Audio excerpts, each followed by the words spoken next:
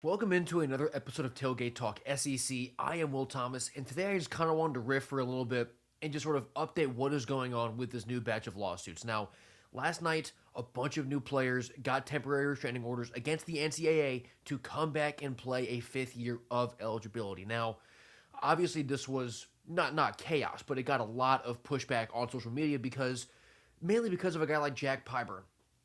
He was at LSU last year, traded from Florida to LSU coming off the edge, played his 4 years, and he went to the NFL. He was on the Buccaneers, and he played and recorded stats in their preseason game just last week.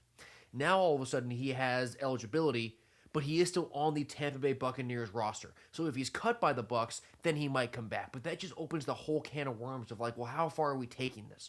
Right? You had a guy, I believe his name is Tyler Harden. His graphic for entering the transfer portal was literally a picture of him running the ball with the Seahawks. Like, it's just an unbelievable headline graphic combo that's just something you just don't see in this sport, and they don't really make any sense.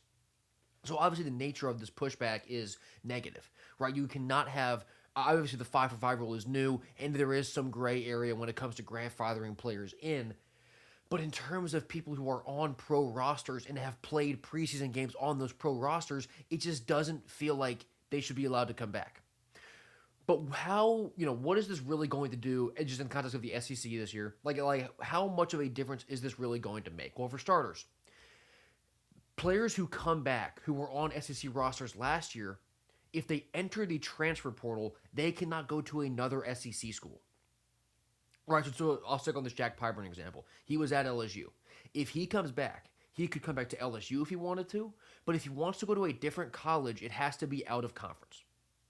That is an SEC bylaw. Greg Sankey reinforced that last night when all those were coming out. So for the LSU guys, for the Ole Miss guys, like Daquan Wright, Wyatt Williams, some pretty big names who are coming back, or at least exploring the option to, they can't go back to another SEC school. Now, they could go back to their previous schools, but just going name by name here. For Jack Pyburn coming off the edge, going back to LSU would make no sense. That edge room was one of the best in the country with both Umami Ellen, Jordan Ross transferring in, and then some of the young freshmen. There's no space for him at LSU. So if he comes back, he'll probably transfer somewhere else, and he won't even be in the SEC. He only has, I think, 3 sacks in his career. He really won't be a factor. So the headline is, it's a little troublesome. You don't like that he can come back to college if he wants to or if he's cut, but it's not going to make that much of an impact this year. Guys like Daquan Wright, Wyatt Williams, Ole Miss would in theory like them to come back, but it's pretty tricky. Is there room on the roster for them? Like logistically, obviously, a college team would love to have them, but there's a lot that has to go on for them to actually make room on the roster for them to come in and play.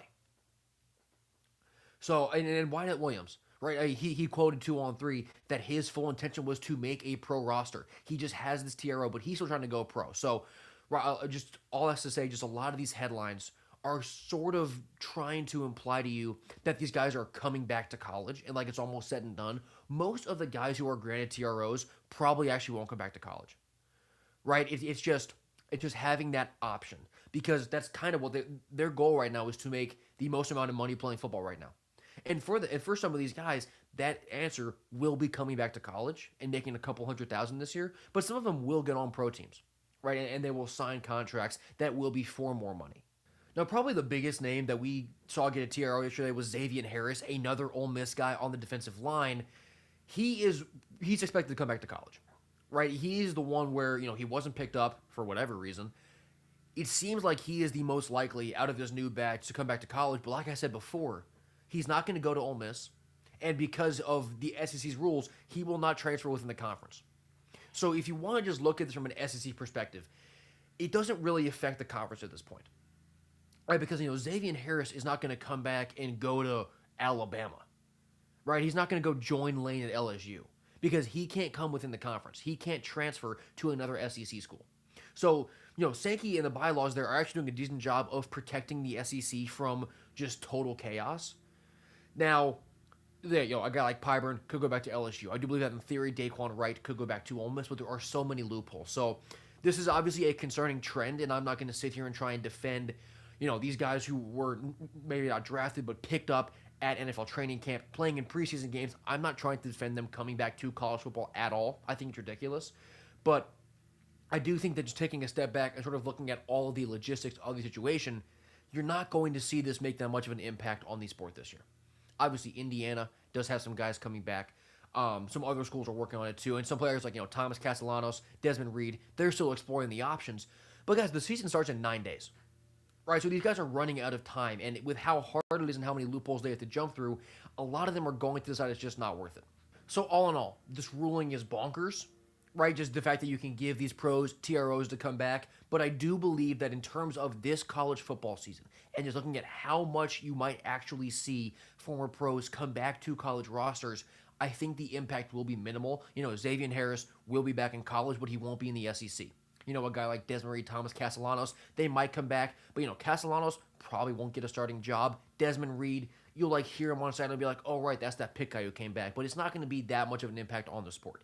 That is not to justify the ruling, and that is not to say that it's fine if this keeps happening, but just in terms of all the alarm bells going off, I do think that it's going to be pretty manageable, and it won't actually do too much to this season of college football in a vacuum.